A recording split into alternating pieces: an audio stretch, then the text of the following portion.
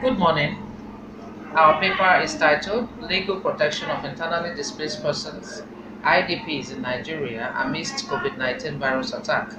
This paper was co-prepared by a GSC, YME, and my good self, Toby, Boma, Geoffrey.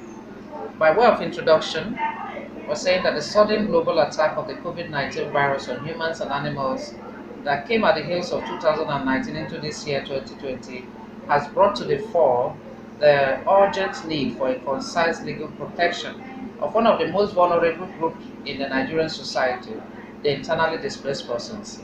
These persons are scattered all over various IDP camps and shelters nationwide. Their protection is most paramount now than ever before in view of their condition of living. They live in very poor makeshift accommodations and congested temporary shelters, poorly built houses that hold multiple times the number of occupants that they should. And in addition, they have very meager living conditions or provisions, poor sources of clean water, poor sources of hygienic and sanitary provisions to cope with during this COVID-19 virus pandemic. Thus, they live at the very high risk of the coronavirus pandemic. Now, as we do know, the only known cure for this pandemic is the constant so-called social distancing, the stay-at-home requirement, the washing of hands with soap and applying of alcoholic-based solutions regularly. In the light of the above, our paper is going to examine who the IDPs are, their unique conditions, the challenges they're facing even at this time, and the effect of the recent viral phenomenon on this vulnerable group in Nigeria. We're also going to take into cognizance their rights to be protected under the relevant laws, if any. This paper also found that there is yet a law which directly provides for protection of the IDPs and thus makes recommendation for ways to systematically create provisions in law that can be legally enforceable to their benefit.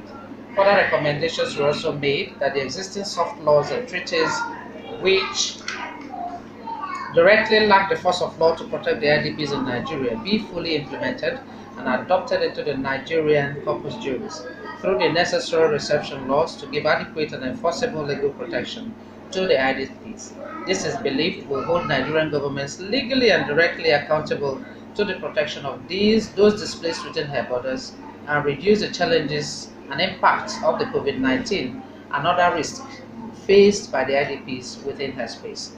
And so by further way of introduction, we're saying that just in 2018, the statistics show that 41.3 million persons were displaced across the globe. And in 2019, the United Nations High Commission on Refugees put the global figure of persons displaced at 70.8 million. And since 2009, in Nigeria, over 2 million have been displaced. And where are they displaced to? Into overcrowded shelters amidst severe infrastructure deficits. So who then is an internally displaced person? According to the Oxford Dictionary of Difficult Words, New York, displacement is the enforced departure of people from their homes, typically because of war, persecution, or natural disasters. According to their IDMC, those voluntary persons or group of persons forced to flee or leave their homes or places of habitual residence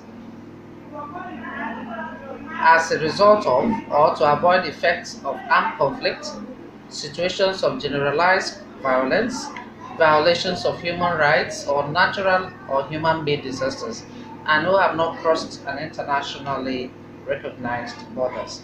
So when we talk about displacement here, we're referring to those who are displaced within Nigeria, those who have moved away from their permanent places of abode to seek better living across other parts of the country without leaving Nigeria to any international community.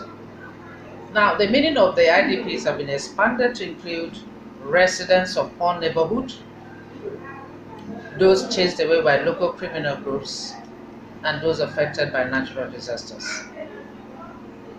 Secondly, we're looking at the word legal protection. When we say legal protection of the IDPs, what are we talking about?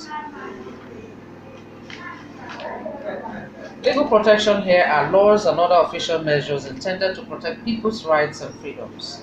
Displaced persons do not fall within the legal definition of refugees and are not refugees but stateless persons who do not have a special status in international law with specific rights to their situation. So, the legal protection for the IDPs in Nigeria is only the policy, the national policy on internally displaced persons of August 2012. This is a mere policy.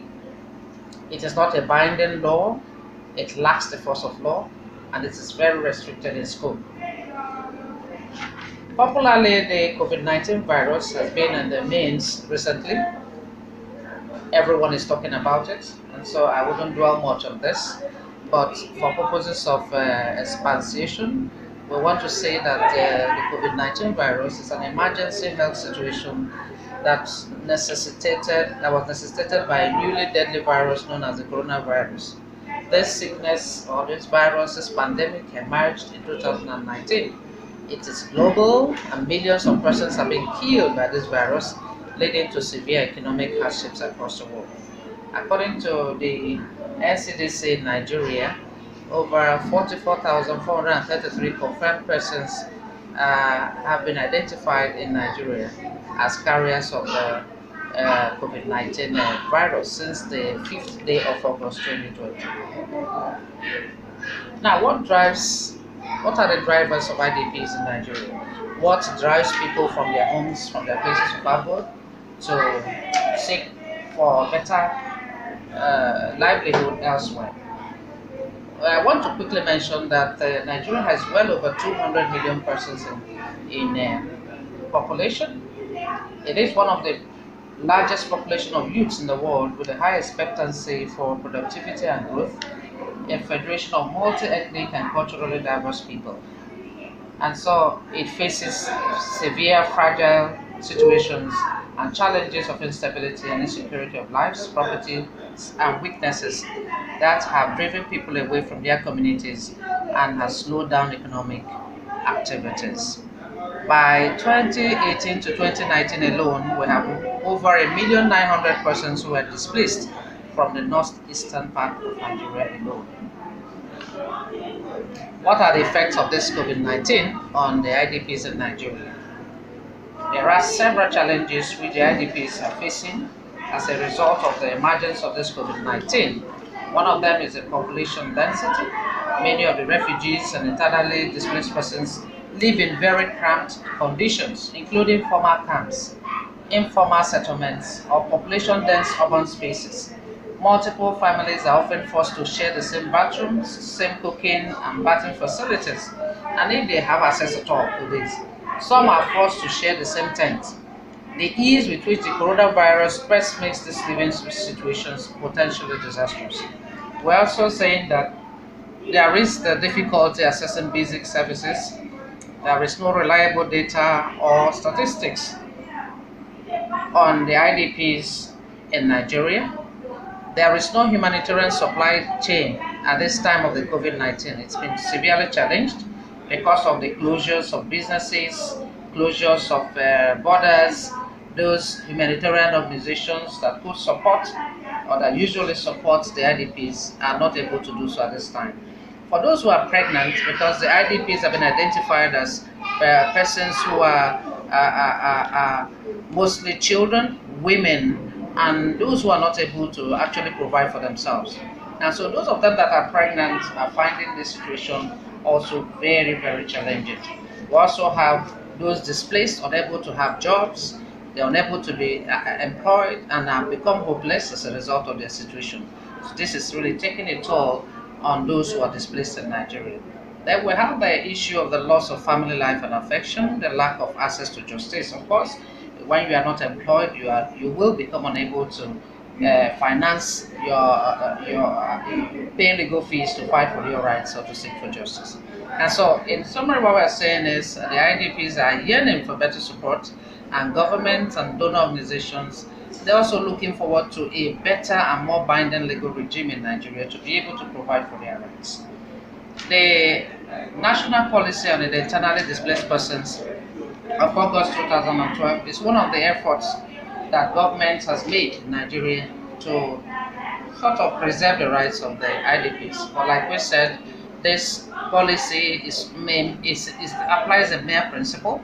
It is without any binding force of law, and it is outrightly not a law.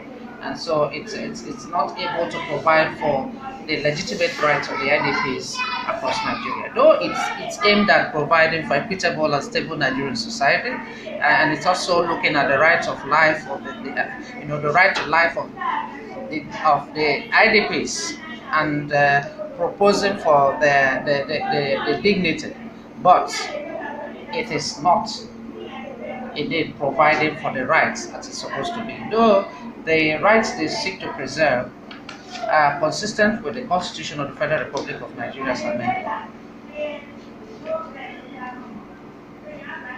So, we want to also candidly commend some governments of the Nigerian states. Some of the governors have taken practical steps to support the IDPs, even though there is no outright law providing for their protection. We have the mention here of the Borno state government, who have done provided some help in partnership with the UN and its partners to provide for hand washing stations in the IDP camps to provide for and ensure that there is clean water supply to enable the IDPs cope with this pandemic. Partners are also distributing soap and teaching women how to produce their own. So the efforts of the Borno state government even goes further to disinfecting the camps, against the coronavirus pandemic, so that it will limit the spread of the virus. So these are commendable, but we are saying by way of recommendation that there is need for an urgent promulgation of a concise and binding law to be put in place in the Nigerian space, and that good healthcare services be provided at the IDP camps.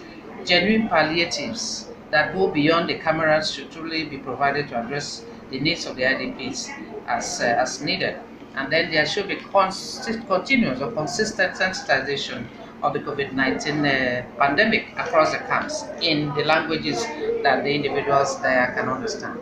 And above all, we need access to good sources of water, access to good hand washing agents, sanitizers, and also nutritious food be provided by government and donor organizations for the IDPs across the IDP camps in Nigeria. Thank you.